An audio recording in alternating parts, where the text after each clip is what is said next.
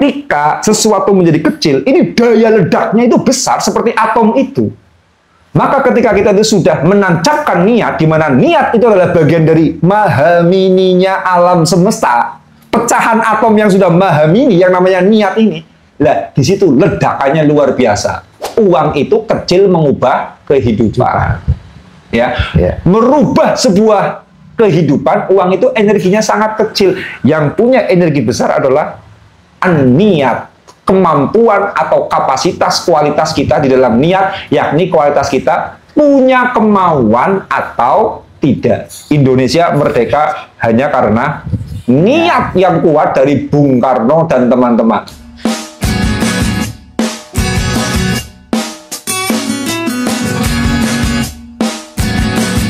Oke, kembali lagi di channel Muhammad Nurul Badan. Kali ini Gus Banan akan membawakan materi yang berjudul punya kebutuhan tapi belum punya uang. Mungkin Gus Banan dapat menjelaskan apa yang dimaksud punya kebutuhan tapi belum punya uang, Gus. Yes. Assalamualaikum warahmatullahi wabarakatuh. Waalaikumsalam warahmatullahi wabarakatuh. Begini ya, kayaknya lumrah sih. Orang sudah punya keinginan untuk mewujudkan, tapi belum ada uangnya untuk mewujudkan. Iya kan? Pingin bikin rumah, nyatanya uangnya belum ada. Kayak gitu. Pingin beli motor, nyatanya uangnya belum ada. Pingin naik haji, nyatanya belum ada uangnya. Kayak gitu. Pingin umroh, belum ada uangnya. Dan seterusnya. Dan ini malah menjadi kebanyakan. Artinya, kebanyakan manusia itu mengalami hal itu. Jorong banget yang kemudian mau bikin rumah, uangnya sudah ada. Ya ada, tapi dikit banget kan. Ya. Kebanyakan kemudian ya mereka itu sudah ada keinginan, bahkan sudah ada kebutuhan, tetapi uangnya memang belum ada. Karena memang sebenarnya memang ada uangnya juga nggak penting kok. Ada uangnya itu nggak penting, karena yang namanya uang itu kecil sekali berpengaruh kepada perubahan manusia. Kecil sekali. Ya, kita menginginkan bahwa kita punya bisnis. Kalau modalnya ada, pasti bisnis saya lancar. Pasti bisnis saya tidak bermasalah. Enggak. Bisnis itu enggak ada hubungannya dengan uang. Yang terhubung dengan kemajuan hidup kita adalah tekad hati kita. Kemauan hati kita. Coba, Bung Karno itu mendirikan bangsa Indonesia. Kalau dihitung menunggu beliau punya uang, apa punya uang Soekarno? Tidaklah untuk mencukupi istrinya yang banyak, beliau juga belum tentu cukup, apalagi untuk membiayai bangsa Indonesia. Butuh triliunan, ribuan triliun untuk menjadikan Indonesia itu bangsa yang maju, bangsa yang merdeka. Ketika Soekarno itu memperjuangkan kemerdekaan Indonesia, itu butuh begitu banyak uang. Ya, kalau kita menunggu datangnya uang, Indonesia nggak akan pernah merdeka. Kenyataannya, kemudian kita bisa membiayai kan. Saking semangatnya ingin merdeka, bambu runcing yang nggak usah modal. Ya. Tinggal tebang, kemudian diruncingi, jadi senjata. Ya, nyatanya kita menang dan kita merdeka. Jadi tidak ada sesuatu yang kemudian menjadikan tidak ada uang itu kemudian berpengaruh kepada perubahan hidup kita. Mengubahnya itu kecil sekali. Saya sering menyampaikan kok, uang itu benda material. Benda material itu, partikelnya itu partikel materi. Sesuatu yang dalam bentuk wujud materi, ini gravitasinya sangat kecil. Ini getaran gravitasinya ini sangat kecil, sehingga yang namanya benda materi itu berpengaruh pada perubahan hidup juga sangat kecil. Saya kasih contoh, senapan. Ya, senapan kita gunakan untuk membunuh orang. Hanya membunuh berapa orang? Paling satu orang kan? Ya. Nah, itu karena benda material. Dan uang itu adalah benda material, makanya berpengaruh pada kehidupan manusia itu kecil. Kemudian, kalau kemudian benda material tersebut dipecah-pecah sampai menjadi atom, di dalam atom itu ada di dalamnya ada inti atom, ada proton, ada neutron, macam-macam di sana. Kan sudah memahami nih. Pecah lagi. Di dalam atom ada inti atom lagi. Ya kan? Ya. Pecah lagi. Di dalam atom itu yang mini, ada atom lagi. Dan di dalam atom itu ada inti atom lagi, ada proton, ada neutron, dan seterusnya. Berarti kan sampai kemudian detail tidak bisa dideteksi oleh teknologi manapun. Tetapi ketika kita membunuh orang dengan menggunakan atom yang maha mini seperti ini, coba bayangkan, benua itu bisa hancur gara-gara Atom. Bom atom sekali ledakan kan satu benua hancur. Ya kan? Dulu ketika waktu baru ditemukan bom atom, iya hanya menghancurkan Nagasaki dan Hiroshima. Kalau bom atom sekarang milik Korea Utara saja mungkin Eropa bisa luluh lantak loh, gara-gara satu bom atom. Jadi makin mini sebuah getaran, ya, ini kemudian akan mampu mengubah kehidupan lebih signifikan, lebih drastis, kayak gitu. Lah, uang itu benda materi, makanya sebetulnya uang itu kecil mempengaruhi terhadap sebuah perubahan. Indonesia untuk menjadi merdeka, kalau dimodali dengan uang, belum tentu merdeka. Tetapi dimodali dengan semangat, dimodali dengan partikel yang maha kecil, yakni apa? Semangat dan perasaan ingin merdeka. Semangat kan bagian dari perasaan, ya kan? Semangat ingin merdeka, justru kemudian Indonesia merdeka. Jadi, manusia itu bisa berubah, itu dari perasaannya, dari tekadnya ini loh. Kita bisnis, mengembangkan usaha, sebetulnya nggak butuh modal sama sekali. Kalau ada kemauan, modal itu ngikut sendiri, entah bagaimanapun caranya. Wong dulu saya itu bikin toko, ya betul sih sudah ada rukonya, karena istri saya mendapatkan warisan toko, ruko toko dari mertua, itu ya. Sudah ada rukonya. Tapi untuk isinya, sampai sekarang nilainya mungkin ratusan juta, saya modalnya cuma berapa? Cuma modal 2,5 juta.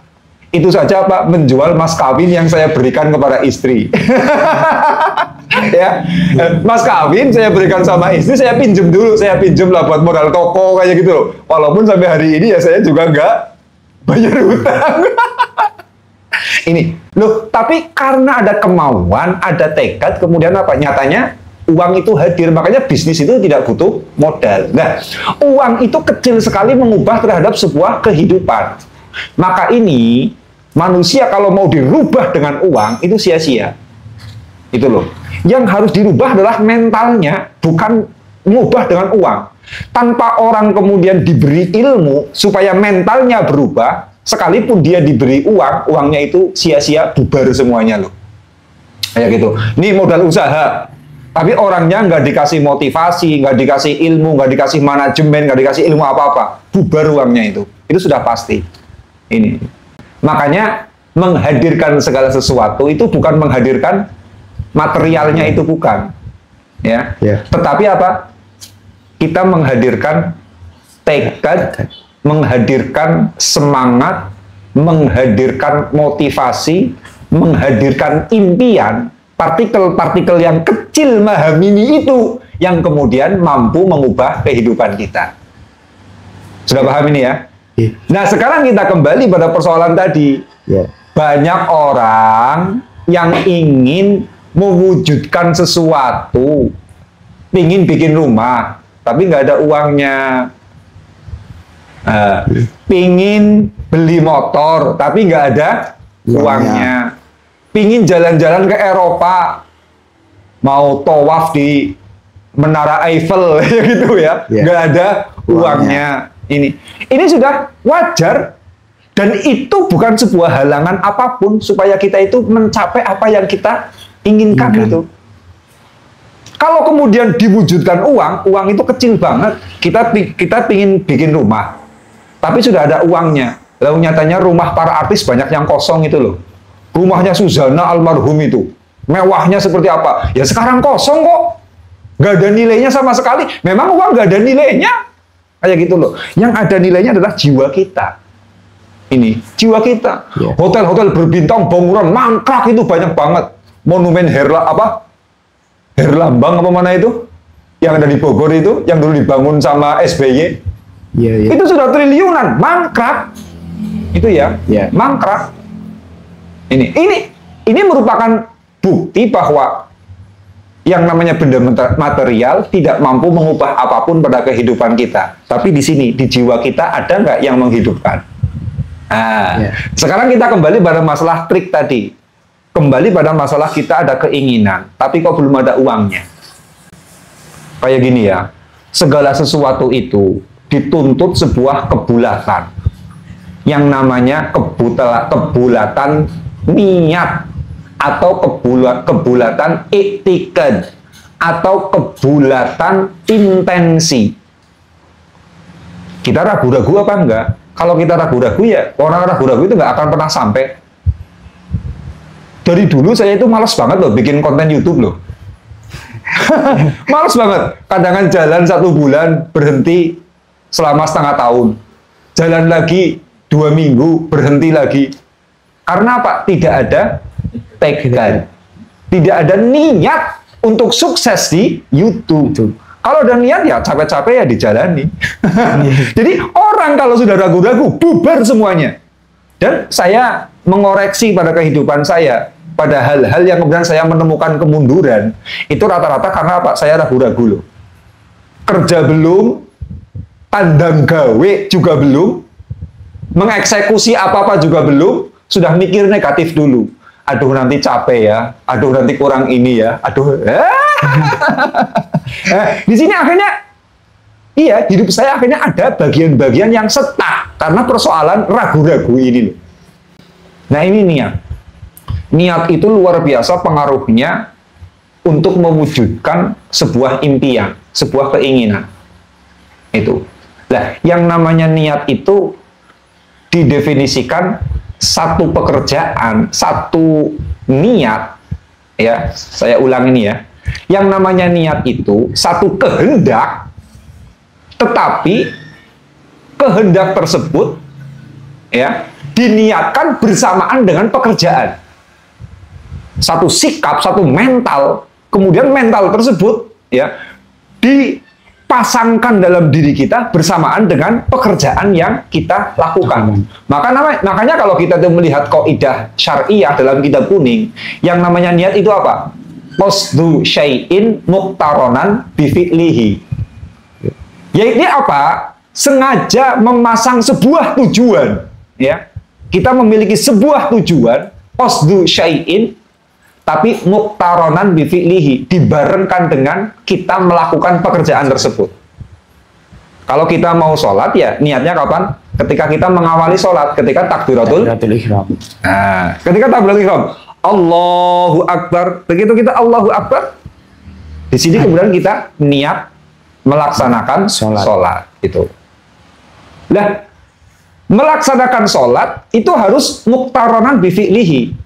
Tapi sebelum kita melaksanakan takbiratul ihram, kalau kita betul-betul berniat melaksanakan sholat, itu apa begitu? Masuk waktu sholat, ya, waktu sholatnya masuk, kita niat sholat, mau melaksanakan sholat, ya otomatis kita kemudian mengambil air wudhu. Ya. Habis mengambil air wudhu, kita menutup aurat, ya kan? Ya. Habis menutup aurat, kemudian apa? Menentukan ini arah kiblat di mana ya? Itu loh. Kemudian apa? Sesudah betul-betul arah kiblat ditentukan, kemudian wudhu sudah kita lakukan, aurat sudah kita tutup, hal-hal najis yang menempel di badan dibuang, baru itu kemudian kita siap untuk melaksanakan sholat. Jadi sebelum kita itu takbiratul ihram, kalau memang kita betul-betul niat sholat, kita sudah melakukan tindakan-tindakan seperti tadi itu. Yeah. Dan sekarang coba, kalau masuk waktu sholat, aduh saya pingin sholat, tapi tiduran aja, nggak ambil air wudhu, ya, nggak ambil air wudhu, nggak ambil, nggak menutup aurat, tiduran aja. Kira-kira akan terlaksana nggak sholatnya? Tidak. Tidak. Makanya kemudian niat itu qasdu syai'in muqtaronan bifi'lihi. Ini. Niat puasa juga sama seperti itu. Ya.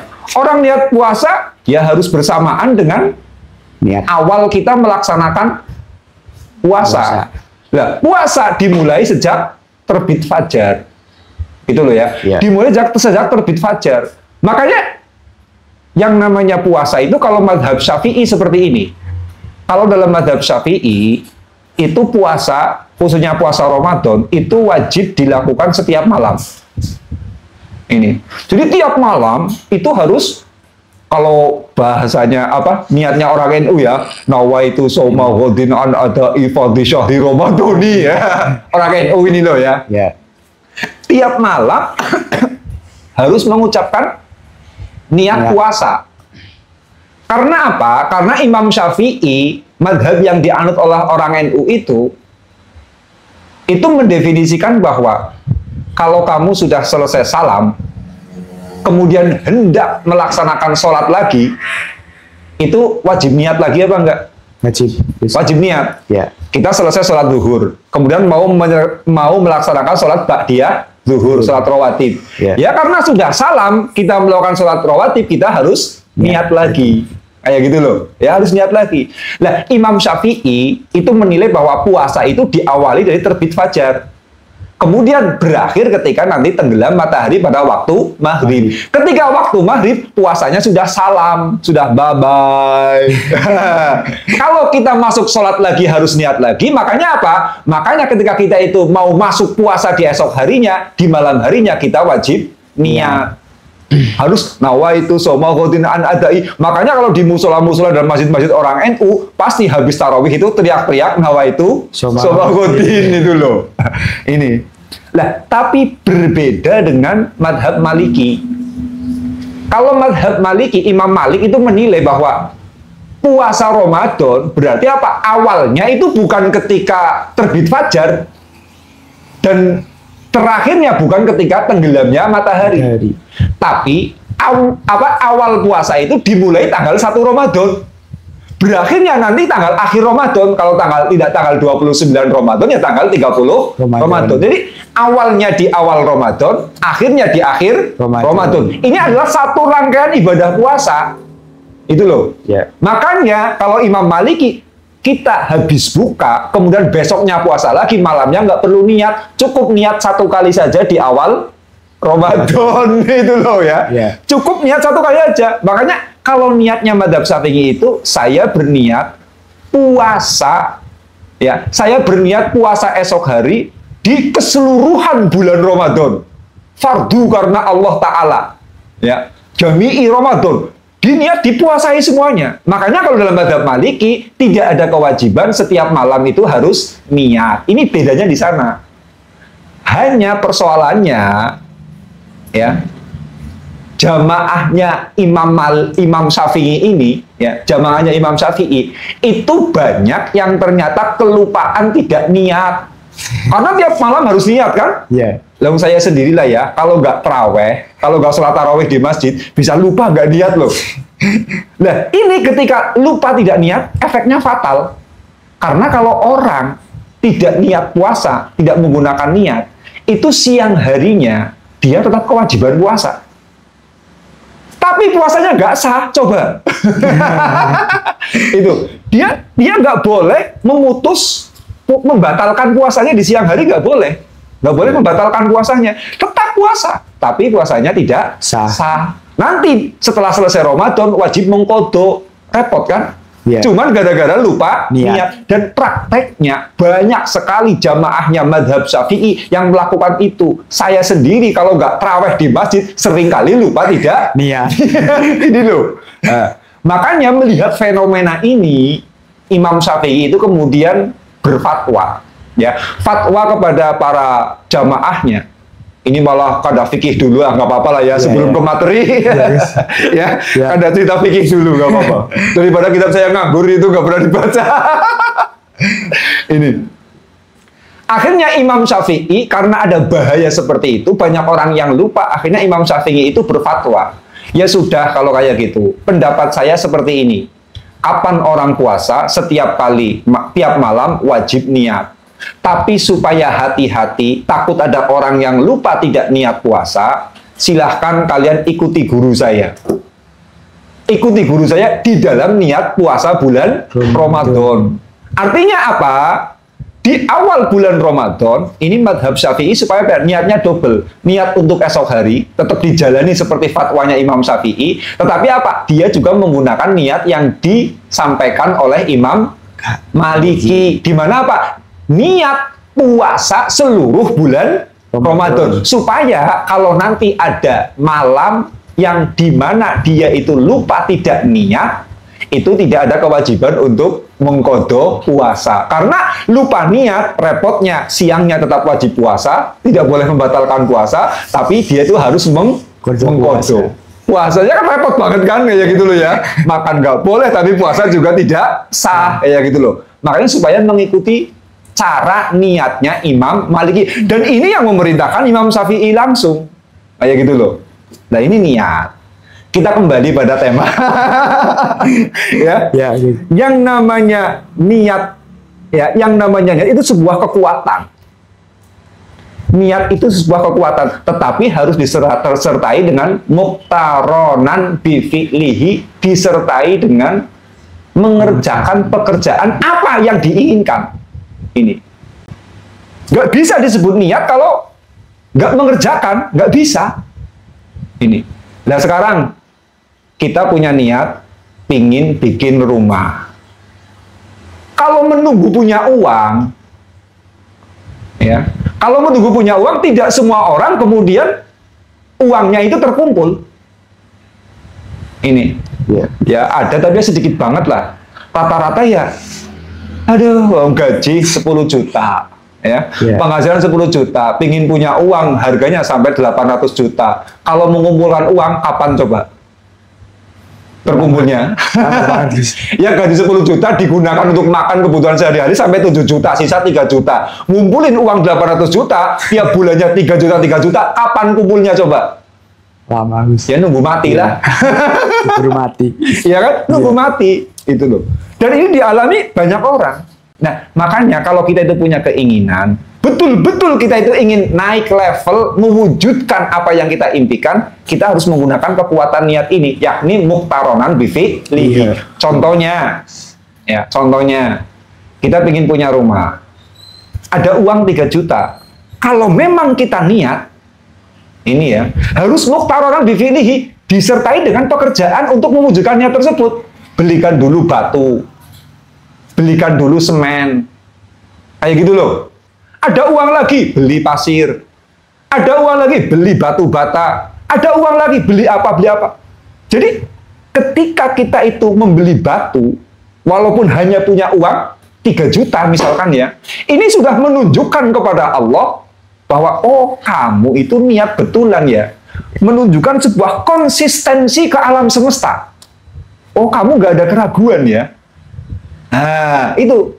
Nah, nanti segala sesuatu itu yang ledakannya kuat, itu adalah ledakan yang maha mini, yang apa? Atom sudah dipecah lagi menjadi mini atom, pecah lagi menjadi maha mini atom, pecah lagi. Ini loh, yang kemudian menjadi perasaan kita, menjadi semangat kita, menjadi mentalitas kita. Nah, perasaan kan nggak ada wujudnya kan? Iya. Mentalitas ada wujudnya nggak? Nggak ada. Ini bentuk jiwa lah. Ini adalah bentuk pecahan-pecahan atom itu. Kalau bahasa kerennya di fisika kuantum itu disebut apa? Vibrasi. Ya, disebut vibrasi. Bahasa ilmiahnya kayak gitu. Nah ini ketika sesuatu menjadi kecil, ini daya ledaknya itu besar seperti atom itu. Maka ketika kita itu sudah menancapkan niat, di mana niat itu adalah bagian dari maha mininya alam semesta. Pecahan atom yang sudah maha mini, yang namanya niat ini, lah di situ ledakannya luar biasa. Hanya satu bom atom bisa menghancurkan satu benua. Itu loh ya, bisa menghancurkan satu benua. Makanya satu niat kalau hanya untuk mewujudkan satu rumah enteng. Nah, untuk menguatkan niat itu harus muqtaronan bifi'lihi. Itu loh, harus bersamaan dengan pekerjaannya, dengan aktivitasnya. Kalau kita ingin punya rumah tapi belum ada uangnya, ada uang, gunakan buat beli batu. Gunakan buat beli semen dulu. Gunakan buat beli pasir dulu. Ini sudah menancap niatnya di sini. Nanti dengan mudah Allah itu akan mewujudkan. Ini, itu loh. Sama aja. Saya itu diajari trik-trik traveling dunia sama teman-teman, trik mentalitasnya ya. Ya. Itu ternyata banyak banget teman-teman traveling yang memang mereka hobinya itu keliling dunia, jalan-jalan ke luar negeri. Itu mereka yang nggak punya uang. Caranya mereka menggunakan trik ini, trik yang namanya qasdu syai'in muqtaronan bi fi'lihi. Trik niat. Dengan cara apa sih mereka? Tetap menghidupkan paspornya. Jadi paspor nggak pernah dimatikan nggak, kalau kebanyakan orang kampung kan bikin paspor sekali buat naik haji. Sesudah itu ya paspornya lah berguna apa enggak, matikan. Luput itu. Itu menunjukkan dia itu nggak ingin naik haji lagi. Umroh sekali paspornya dimatikan. Itu petunjuk dia itu nggak ada niat ingin umroh lagi. Itu. Nah, makanya jalan pembuka untuk menunjukkan kepada Allah bahwa kita punya niat ingin keliling dunia, itu kemudian apa? Mereka itu ya orang-orang yang suka traveling luar negeri, mereka tidak pernah mematikan paspornya. Paspor itu sudah sama seperti SIM, sama seperti KTP yang dilarang mati. Ini sebagai bentuk muqtaronan bi fi'lihi, itu menaikkan levelnya. Ini saya belajar ini itu dari mertua saya loh, ayah mertua saya loh, ya, dari Abah Kiai. Beliau kan membangun pesantren. Saya minum dulu ya. Itu beliau mendirikan pesantren. Ini asramanya itu banyak. Itu asrama yang harus dibangun itu angkanya miliaran, tanah yang harus dibeli juga butuh luas. Ini kan, ya cobalah ya, sebagai manusia bikin rumah untuk rumah sendiri saja kan banyak yang kekurangan, nggak bisa. Loh, ini kok malah harus menanggung, harus bikin bangunan gedung sekolah, harus bikin bangunan gedung asrama yang angkanya itu miliaran, susah dicapai. Itu loh. Lah, mau minta-minta masyarakat, lah emangnya yayasan sosial. Ya, memalukan lah kalau kita punya agama, punya yayasan, kemudian minta-minta sama masyarakat. Nggak etis. Ini ternyata saya perhatikan, yang namanya mertua saya itu mengatasi persoalan ini dengan menggunakan kekuatan niat, kekuatan qasdu syai'in muqtaronan bi fi'lihi. Yang beliau gunakan itu fatwa dari gurunya. Kalau kamu nanti mendirikan pesantren, membangun pesantren, itu apa? Semampu kamu. Walaupun sedang nggak punya uang, mampunya beli semen satu sak, tetap beli. Itu loh. Jadi, dalam keadaan darurat seperti apapun, cuman punya uang buat beli semen satu sak, harus beli. Karena apa? Untuk menunjukkan niatnya kepada Allah. Dan betul, beliau itu sekarang yang namanya belanja bahan bangunan sudah seperti belanja tempe goreng. Ya, seperti kita belanja sayuran di pasar, uangnya ada, terus ada. Itu loh. Lah, saya perhatikan ini loh, berarti ini sama dengan ilmu yang saya sampaikan. Qasdu syai'in muqtaronan bi fi'lihi. Kalau kita ingin mewujudkan sesuatu,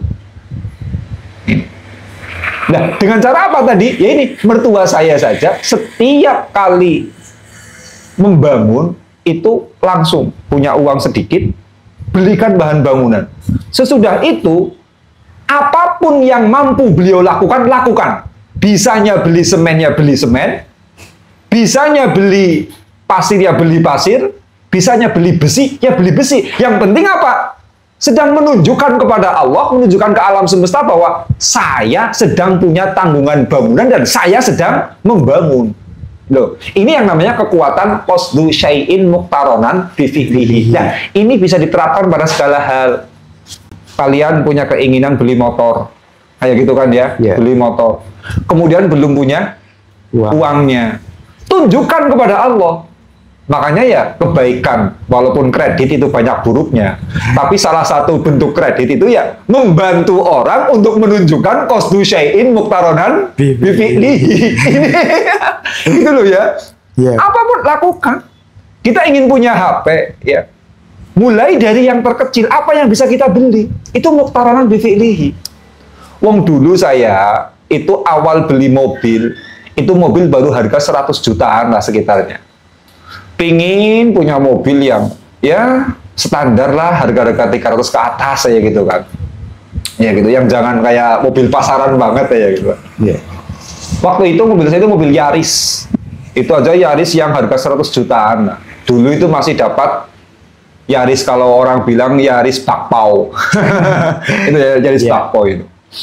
Nah, mobil Yaris itu mobil cuman 1500 cc. Kayak gitu kan. Tapi saya pingin punya mobil yang kemudian cc-nya sudah bagus, yang ya mobil yang di atas itulah. Kayak gitu kan, di atas mobil Yaris. Kayak gitu.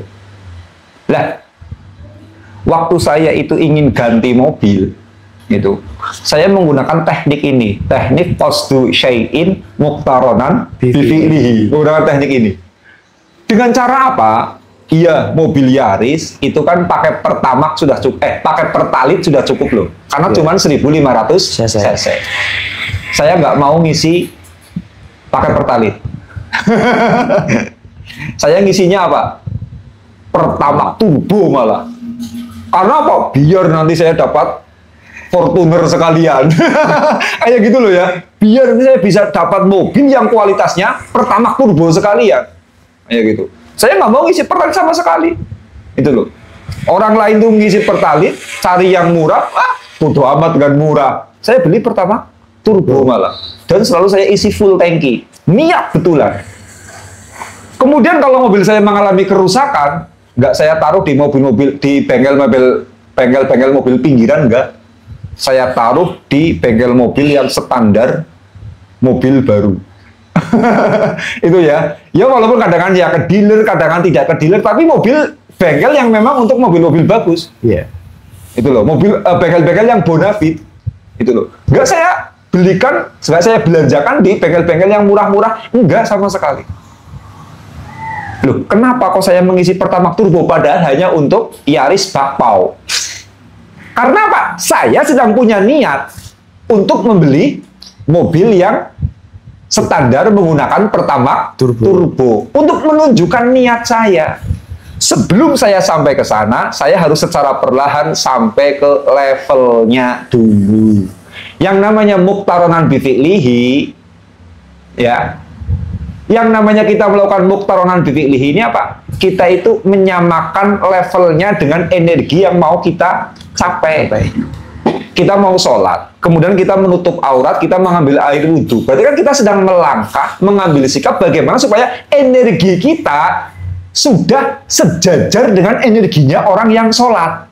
Iya kan? Iya. Kalau kita itu mau sholat, tetapi kita masih punya hadas, kita belum menutup aurat, energi kita, level kita belum sejajar dengan levelnya orang yang sholat. Sejajarkan dulu. Itu loh, sejajarkan dulu. Makanya dulu saya ingin punya mobil yang apa? Yang bagus, ya, mobil yang bagus, yang kemudian menggunakan Pertamax turbo mesinnya. Saya samakan dulu levelnya. Ini ya Yaris, tapi saya isi Pertamax turbo. Itu alhamdulillah kok. Baru sekitar 2-3 tahun, kemudian terlaksana saya punya mobil yang standar, yang enak dipakai, dan menggunakan Pertamax turbo. Kayak gitu loh. Yeah. Jadi memang muqtaronan bifi'lihi seperti itu. Fungsinya apa? Fungsinya untuk menyejajarkan. Jadi sebelum kita mencapai sebuah impian, energinya kita sejajarkan dulu secara perlahan. Kita punya impian, punya rumah, sejajarkan energinya. Dengan cara apa? Bisanya beli apa? Bisa beli batu, bisa beli pasir, bisa apa? Kerjakan dulu supaya energinya itu serasi. Persoalan dari mana uangnya, nggak usah dipikir.